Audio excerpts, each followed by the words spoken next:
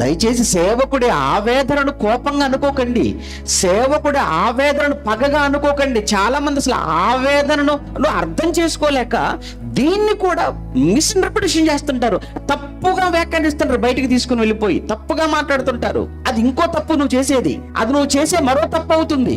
ఆవేదన మా కోసం కాదు, మీకోసం. మీ దేవుడి కోసం ఏం చేసామో చెప్పుకోవడానికి 10 ఉంటాయి. మీరు ఏం చేసి చెప్పుకోవడానికి కనీసం ఉండాలి కదా, ఒక 4-5 ఉండాలి కదా. అవి లేవు అని బాధ. కేవలం ఇక్కడే కాదు కదా మనం కలిసి ఉండవలసింది, ఇక్కడ కలిసి ఉండటం కోసం కాదు కదా మన సంఘంగా కూడుకునేది. రేపు ఆయన వచ్చినప్పుడు సంఘంలో ఏ ఒక్కరు మిస్ అవ్వకూడదు.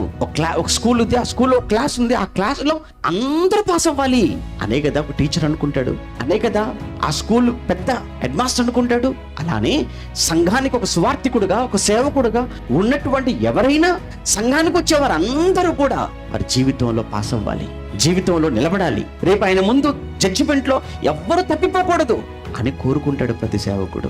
ఆ ఉద్దేశంతోనే ఖండిస్తాడు, ఆ ఉద్దేశంతో గద్దిస్తాడు, ఆ ఉద్దేశంతో హెచ్చరిస్తాడు. వీటిని కూడా మీరు తప్పుగా అనుకుంటే ఎలా అవుతుంది చెప్పండి? ఆయన ఎప్పుడు కోప్పడతాడండి, ఆయన ఎప్పుడు హెచ్చరిస్తాడండి.